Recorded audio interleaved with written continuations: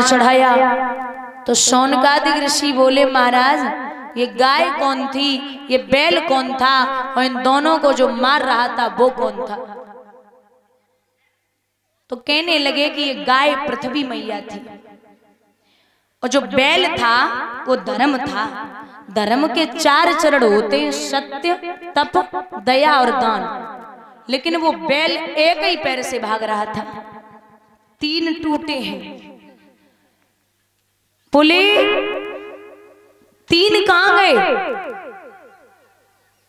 तो जवाब मिला है कि जब सतयुग था तब 4 थे, जब त्रेता युग आया तो अधर्म बढ़ा तो 3 बचे, जब द्वापर में अधर्म बढ़ा तब 2 बचे, और जब कलयुग ने अपना चरण दबा लिया है तो सिर्फ 1 पैर बचा है।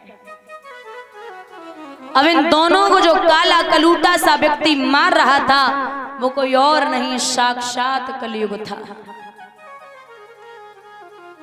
आगे बढ़े, कलयुग कहने लगा महाराज एक बात बताओ, सतयुग त्रेता द्वापर सब आए, सबने राज्य किया, अब हमारी बारी है, हमें वो राज्य करने। स्थान कहां है रहने के लिए? परीक्षित जवाब दे रहे, जा जहां स्त्री संग होता हो वहां तो निवास कर, जहां झूठी गवाही होती हो वहां तो निवास कर, जहां लोग मांस मदिरा वेश्याओं का नाच कराते हो वहां तो निवास कर। बोले रुको महाराज, ऐसी जगह दे रहे हो, अब ऐसी जगह पे कोई कलयुग को अच्छो इंसान तो ना जावेगो, कोई अच्छा स्थान दे दो। तो बोले जा तू कनक में निवास कर। कनक माने और एक होता है धतूरा। कनक कनकते 100 गुनी मादिकता अधिकाय, वाह खाए वो रात बापाए। लेकिन सोने में निवास तो करेगा। सोना भी 2 प्रकार का होता है, एक खुद की कमाई का और एक दूसरों का लूटा हुआ सोना, छीना हुआ सोना। तो बोले जा तू उस सोने में निवास करेगा जो दूसरों का लूटा हुआ हो, छीना हुआ हो। बोले अब ना हंसिया दूर न पड़ोसी ना दूर, तो मुकुट बांध रखा था वो छीना हुआ था, सूक्ष्म रूप से वहीं प्रवेश हो गए। अब कलयुग जहां विराजमान बुद्धि पे हो जाए तो बुद्धि काम नहीं करती।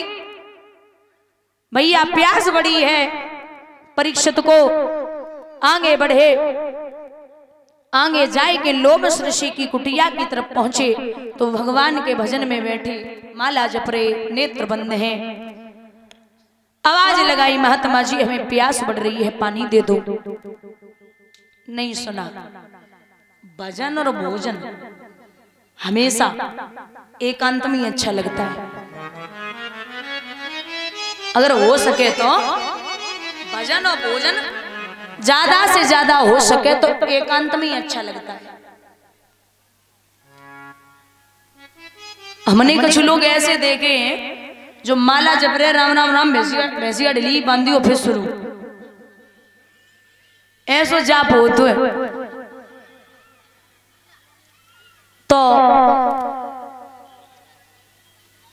ध्यान करो, एकांत में बैठ के कीजिए। विचार कर रहे परीक्षित, मैंने देखा है आंखों से और आंखों का पलक गिराया है लला, और दिल ने सोचा देख कर मुझे इसने आंख को चुराया है दिल ने।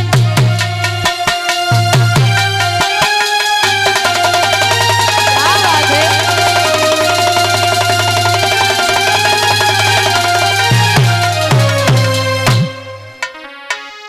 मैं काना नहीं, कुरूप नहीं, और मुझको अपना अभिमान नहीं, कंजूस नहीं, कोई चुगिल नहीं, पृथ्वी पे में निसंतान नहीं कंजूस।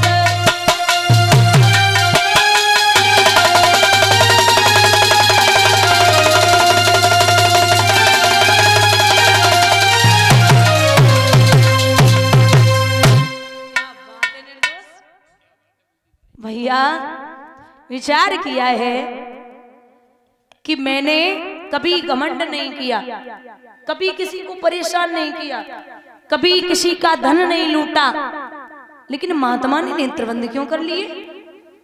अब कलयुग बैठा है तो बुद्धि काम नहीं कर रही। बंधुओं, एक तक्षक नाम का मृतक सर्प पड़ा था। उस सर्प को उठाया, उठा करके महात्मा के गले में डाल दिया। स्वयं हस्तनापुरी के लिए चले आए। उनके पुत्र लोमस ऋषि के बेटा गंगा में स्नान कर रहे थे। किसी ने जाकर के कहा कि आपके पिता के गले में मृतक सर्प पड़ा है। तो अंजलि में गंगा जल लिया और श्राप दे दिया कि वो धन के मत वाले राजा, वो माया मद के दीवाने, मेरे हाथों से लिख दई है तेरी मौत तो विश्व विधाता ने। बस सावधान, बस सावधान, ओ तक्षक जीवित हो जाओ, सातवें रोज इस पापी को दुनिया से यमपुर पहुंचाओ। सातवें दिन से तक्षक डस लेगा। हम और आप आए तो 7 दिन में, और जाओगे 7 दिन में।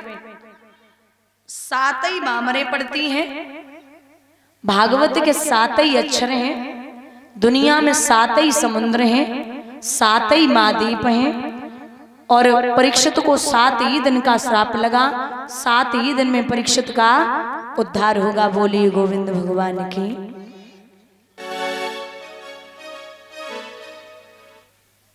तो भैया